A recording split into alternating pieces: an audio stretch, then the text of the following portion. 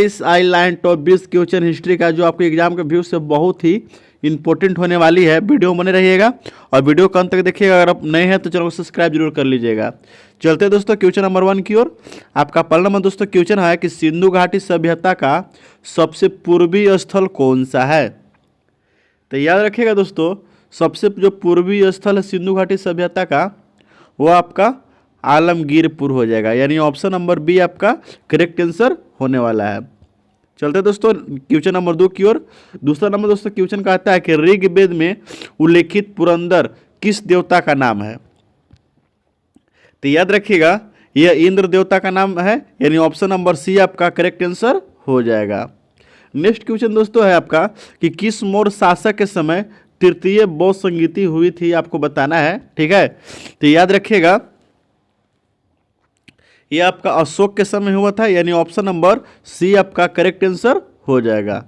Next question दोस्तों है कि हर्षचरित ग्रंथ के लेखक कौन थे, आपको बताना है दोस्तों।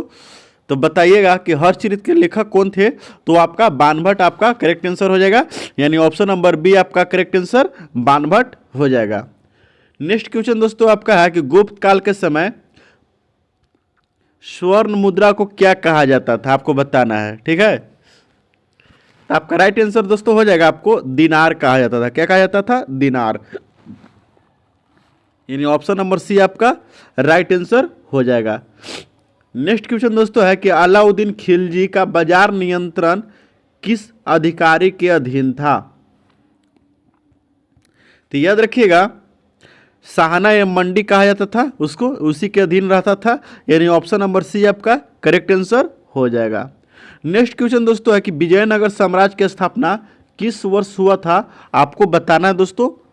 तो बताइएगा 1336 ईस्वी में इसकी स्थापना हुई थी, यानी ऑप्शन नंबर बी आपका करेक्ट आंसर हो जाएगा 1336।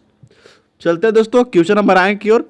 आपका अगला नंबर दोस्तों क्वेश्चन है कि तालिकोटा का युद्ध किसके किसके बीच लड़ा गया था, आपको बताना है। तो याद रखिएगा यह विजयनगर और दक्कन के सल्तनत के बीच में लड़ा गया था, यानी ऑप्शन नंबर सी आपका करेक्ट आंसर हो जाएगा। नेक्स्ट क्वेश्चन दोस्तों है अकबरनामा के लेखक कौन थे, आपको बताना है। तो याद रखिएगा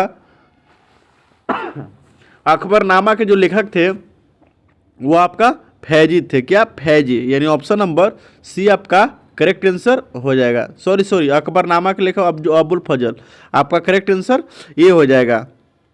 चलते दोस्तों क्वेश्चन नंबर आए की ओर। अगला क्वेश्चन है कि स्थायी बंदोबस्त किस गवर्नर जनरल के समय लागू हुआ था, आपको बताना है दोस्तों। तो याद रखिएगा यह लॉर्ड कॉर्नवालिस के समय लागू हुआ था, यानी ऑप्शन नंबर बी आपका करेक्ट आंसर हो जाएगा।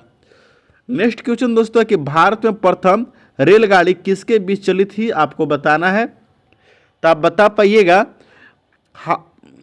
जो भारत में प्रथम रेलगाड़ी थी वो आपको चली थी, याद रखिएगा मुंबई और ठाणे के बीच में। ठीक है, यानी ऑप्शन नंबर बी आपका करेक्ट आंसर हो जाएगा। नेक्स्ट क्वेश्चन दोस्तों आपका है कि दिन इलाही किसने चलाया था, आपको बताना है। तो याद रखिएगा बहुत बार एग्जाम में पूछा भी गया है क्वेश्चन दिन इलाही किसने चलाया था।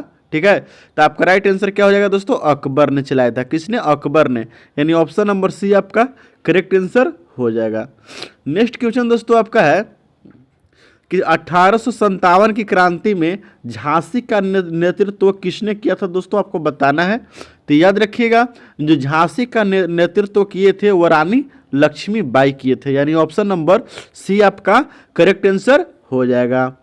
चलते दोस्तों क्वेश्चन नंबर आए की ओर। अगला क्वेश्चन है कांग्रेस का विभाजन गरम दल एवं नरम दल के बीच हुआ था दोस्तों, वो कब हुआ था उसके बारे में आपको बताना है। याद रखिएगा 1907 ईस्वी में हुआ था, यानी ऑप्शन नंबर बी आपका करेक्ट आंसर हो जाएगा। नेक्स्ट क्वेश्चन दोस्तों है कि होम रूल आंदोलन भारत में किसने शुरू किया था, दोस्तों आपको बताना है। ठीक है, तो चलते दोस्तों क्वेश्चन देखते हैं किसने शुरू किया था। तो याद रखिएगा महात्मा गांधी कि बाल गंगाधर तिलक, एनी बेसेंट। तो आप याद रखिएगा बाल गंगाधर तिलक और एनी बेसेंट ने होम रूल के स्टार्ट किए थे, यानी ऑप्शन नंबर डी आपका करेक्ट आंसर हो जाएगा। नेक्स्ट क्वेश्चन दोस्तों है कि चंपारण सत्याग्रह किस वर्ष हुआ था, आपको बताना है। तो याद रखिएगा चंपारण जो सत्याग्रह हुआ था वो 1917 ईस्वी में हुआ था, याद रखिएगा, यानी ऑप्शन नंबर सी आपका करेक्ट आंसर हो जाएगा। जो चंपारण दोस्तों ये बिहार राज्य में पड़ता है, कहाँ पड़ता है, तो बिहार राज्य में, याद रखिएगा, ठीक है। चलते दोस्तों नेक्स्ट क्वेश्चन में, कहता है कैबिनेट मिशन भारत कब आया था, बताना है आपको। तो याद रखिएगा जो कैबिनेट मिशन था दोस्तों वो भारत 1900 कब आया था, बताइए जल्दी। तो याद रखिएगा 1946 में आया था, यानी ऑप्शन नंबर सी आपका करेक्ट आंसर हो जाएगा। नेक्स्ट क्वेश्चन दोस्तों है कि भारतीय संविधान सभा के अस्थाई अध्यक्ष कौन थे, आपको बताना है। तो याद रखिएगा अस्थाई अध्यक्ष कौन थे, सच्चिदानंद सिन्हा जी, यानी कि ऑप्शन नंबर आपका सी इज द करेक्ट आंसर हो जाएगा। अस्थाई अध्यक्ष पूछ रहा है तो याद रखिएगा सच्चिदानंद सिन्हा। नेक्स्ट क्वेश्चन दोस्तों है कि भारत का नेपोलियन किसे कहा जाता है।